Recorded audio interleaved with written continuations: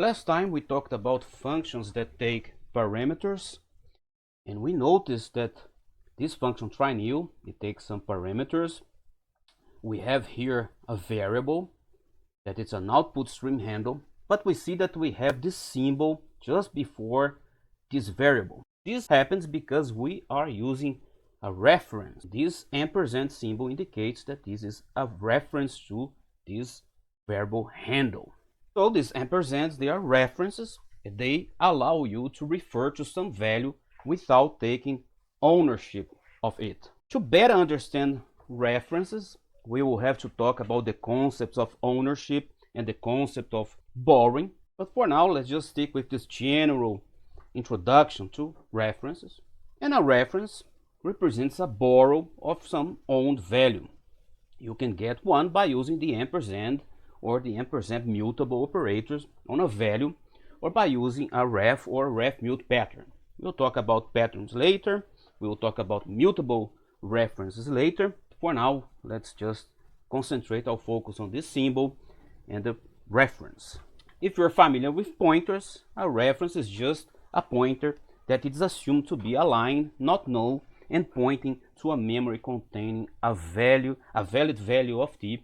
For example, it could be a reference of a boolean and can only point to an allocation containing the integer values 1 that is true or 0 that is false. But if you create a reference boolean that points to an allocation containing the value 3, it causes undefined behavior. So a reference is like a pointer in that it's an address we can follow to access the data stored at that address. That data is owned by some other variable. Unlike a pointer, a reference is guaranteed to point to a valid value of a particular type for the life of that reference. Just to understand a bit better this general concept of reference, let's go back to when we were discussing our functions with parameters, and we had these two ways that we can pass parameters to a function. We could pass by value and we could pass by reference. So when we passed by value, when a method is invoked, a new storage location is created for each value parameter. The values of the actual parameters are copied into them. Hence, the changes made to the parameter inside the invoked method have no effect on that argument. And here we have an example showing that. We have a function called mutate null to 0. It takes as a parameter a mutable variable called parameter underscore null, that it's an integer 32. Inside this function, we are taking this parameter null and we are multiplying it by 0, and then we're printing the value of parameter null. In our main function, we define a variable null to be an integer 32, and we assign the value 5 to this variable null. Then we are calling this function, passing null as the argument, and then we're, after it executes this function that will print the param null value, we will print the null value. And this is the output when we run this code. The param null value is 0, because we take this param null and multiply by 0. And the value of null is 5, because even though we're passing this value to this function, it doesn't change the original value of the parameter. Another type, and now using reference, is to pass by reference. And when we pass parameters by reference, unlike value parameters, a new storage location is not created for this parameter. The reference parameters represent the same memory location as the actual parameters that are supplied to the method.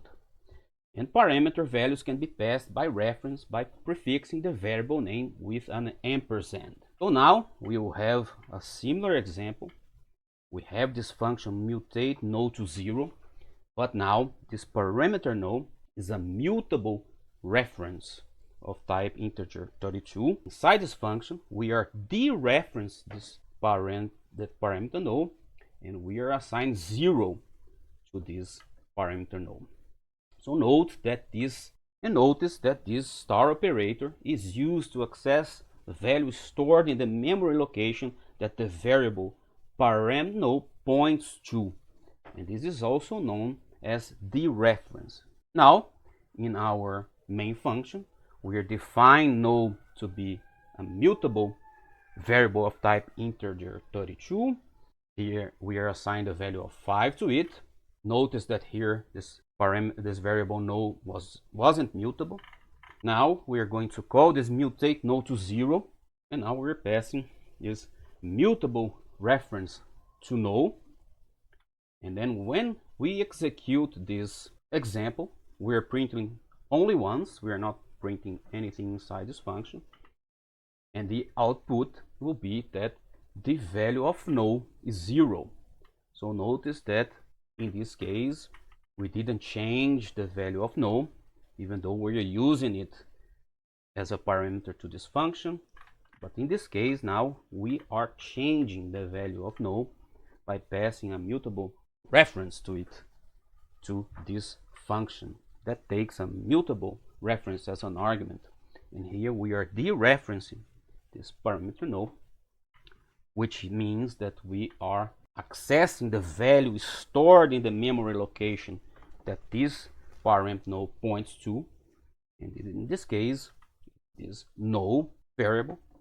And then when we print the value of no, instead of being 5, now it is 0. So this is just a general example, just to start being more comfortable with references, but to understand with a bit more depth. In next tutorials, we're going to talk about the concepts of ownership and borrowing.